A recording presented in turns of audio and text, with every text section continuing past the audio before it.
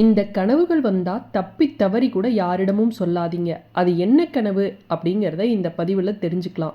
அந்த கனவுகள் அதிர்ஷ்டம் வரப்போவதை குறிக்கும். அதை நம்ம யாருக்கிட்டையும் சொல்லக்கூடாது. அது என்ன மாதிரியான கனவுகள், அதை நம்ம ஏன் ரகசியமாக மனசுலேயே வச்சுக்கணும் அப்படிங்கிறத இந்த பதிவில் பார்க்கலாம். இந்த கனவுகள் அப்படிங்கிறது நம்மளுடைய ஆத்மா நமக்கு உணர்த்தக்கூடிய சொல்லக்கூடிய ரகசிய தகவல்கள் அப்படின்னு சொல்லப்பட்டுள்ளது. எல்லாருமே கனவு காண்றோம், விதவிதமா கனவு காண்போம். ஆனா எல்லா கனவுமே பலிக்காது. சில கனவுகள் மட்டுமே பலிக்கும். சில கனவுகள் அப்படியே பார்த்தீங்கன்னா நிஜத்துல நடக்கிற மாதிரி, நேர்ல பார்க்குற மாதிரியே இருக்கும். இந்த மாதிரியான கனவுகளுக்கு நிச்சயம் பலன் உண்டு அப்படின்னு கனவு சாஸ்திரத்துல சொல்லப்பட்டுள்ளது. சில கனவுகள் விடிய காலம் வரும் பாருங்க, அதுவும் தெளிவா இருக்கு பாருங்க, அந்த கனவு தான் பலிக்கும். சில கனவுகள்லாம் நம்ம செய்யணும்னு நினைப்போம், செய்ய முடியாம போனது. சில நம்மளுடைய ஆசையின் வெளிப்பாடாக இருக்கலாம். சில கனவுகள் உணர்வின் விளைவுகளாக இருக்கலாம். இந்த மாதிரி கனவுகள்லாம் பலிக்காது. சில கனவுகள்லாம் பார்த்தீங்கன்னா நம்ம எதிர்காலத்துல வரக்கூடிய நல்லது கெட்டது எல்லாத்தையும் சொல்லக்கூடியதாக இருக்கும். நமக்கு வரப்போகிற அதிர்ஷ்டம், பணவரவு, எதிர்பாராத செல்வத்தை குறிக்கக்கூடிய கனவுகள்லாம் நமக்கு வரும். நம்ம இந்த கனவுக்கெல்லாம் அர்த்தம் தெரியாம குழப்பமா இருப்போம். அதனால வீடியோவை ஸ்கிப் பண்ணாம பார்த்தீங்கன்னா தான் உங்களுக்கு புரியும்.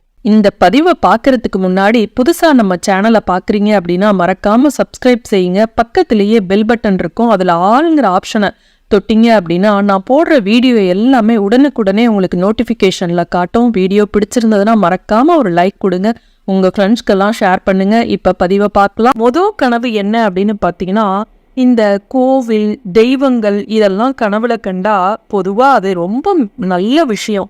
அதிர்ஷ்டத்தை குறிக்கக்கூடிய கனவு. பலிபீடத்தின் மீது சுவாமி சிலைகள் இருக்கிறத பார்த்தீங்க அப்படின்னா அளவில்லாத அதிர்ஷ்டம் வரப்போகிறது அப்படின்னு அர்த்தம்.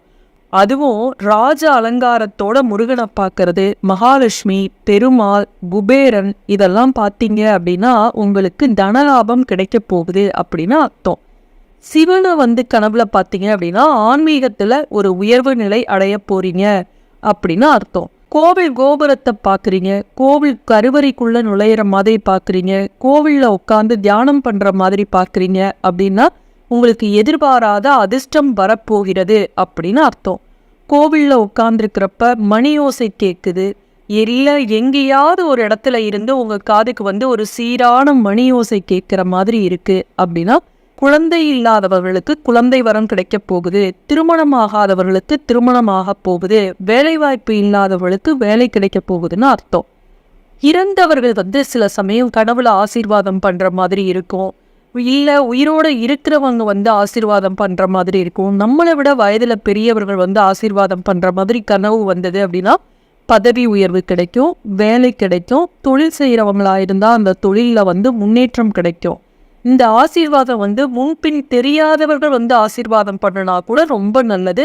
இறந்தவர்கள் கனவுல ஆசீர்வாதம் பண்ணனா உங்களுக்கு நல்லதுதான் நடக்கும். அடுத்தது பார்த்தீங்கன்னா, முன்பின் தெரியாத பெண்கள் அல்லது விதவைகள் அல்லது சிறு குழந்தைகள் கனவுல வந்தாவே உங்களுக்கு செல்வம் கிடைக்க போகுது அப்படின்னு அர்த்தம். சில பறவைகள்லாம் வந்தாலும் உங்களுக்கு மிகப்பெரிய பணவரவு வரப்போகுது, மிகப்பெரிய அதிர்ஷ்டம் கிடைக்க போகுதுன்னு அர்த்தம். மீன் கொத்தி வந்தது அப்படின்னாலும், வெள்ளை நிறத்தில் இருக்கக்கூடிய புறாக்கள் இது மாதிரி வந்தாலும் உங்களுக்கு அதிர்ஷ்டம் வரப்போகுது அப்படின்னு அர்த்தம்.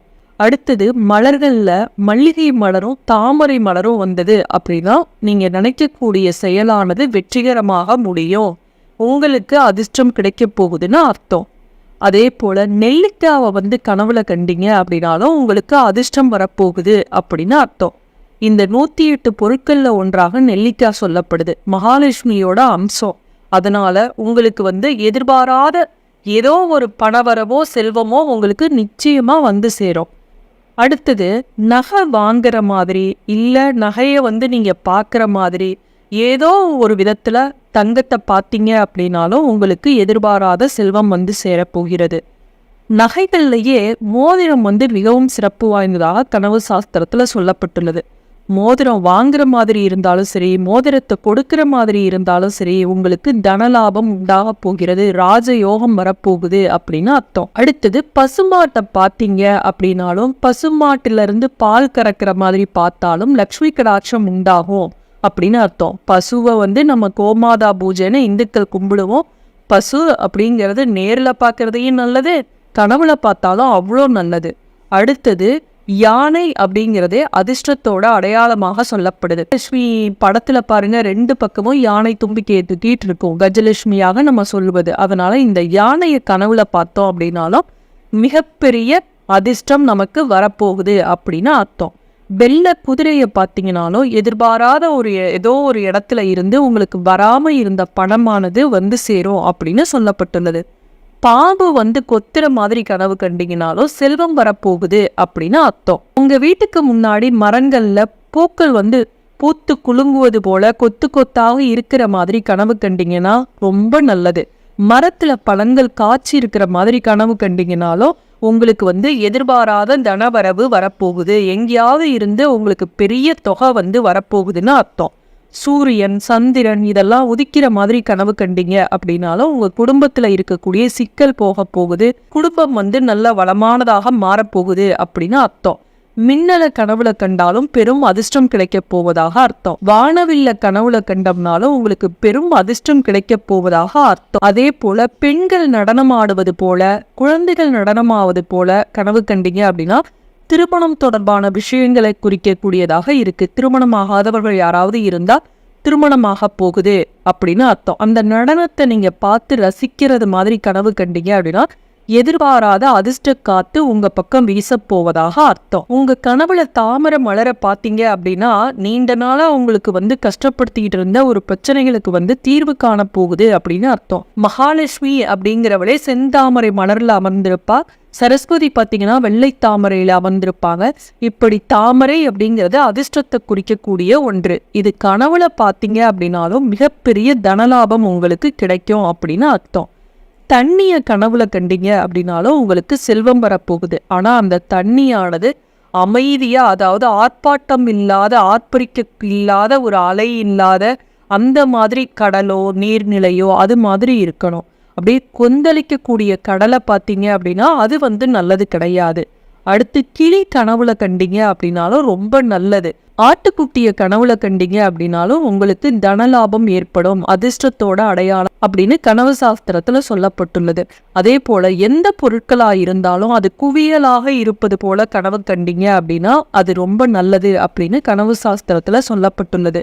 அடுத்து வானத்துல பறக்கிற மாதிரி, மேக கூட்டங்களுக்கு நடுவ உலா வர்ற மாதிரி, இந்த சாமி படத்துலலாம் பார்த்தீங்கன்னா மேகங்கள் அப்படியே அப்படியே போவோம், அதுக்கு நடுவுல சாமி தெரியுமில்ல, அது மாதிரி நீங்க வானத்துல பறப்பது போல கனவு கண்டா உங்களுக்கு மிகப்பெரிய அதிர்ஷ்டம் வரப்போகுது, ராஜயோகம் வரப்போகுதுன்னு அர்த்தம். அடுத்து ஒரு பூந்தோட்டத்துக்குள்ள நீங்க போறீங்க, தென்றல் இதமாக வீசுது, அது மாதிரி கனவு வந்தாலும் உங்களுக்கு அதிர்ஷ்ட காற்று வீச போகுது அப்படின்னு அர்த்தம். அதிர்ஷ்ட கற்கள் நவரத்தினங்களை கனவுல கண்டா மிகப்பெரிய அதிர்ஷ்டம் ஒன்று உங்களுக்கு காத்திருக்கிறது அப்படின்னு அர்த்தம். இதுல சொல்லப்பட்டுள்ள பொருட்கள் உங்க கனவுல வந்திருக்கா, உங்களுக்கு எது மாதிரி பலன் இருந்தது அப்படிங்கிறத கமெண்ட்ல மறக்காம தெரியப்படுத்துங்க. மீண்டும் அடுத்த காணொளியை சந்திக்கும் வரை நன்றி, வணக்கம்.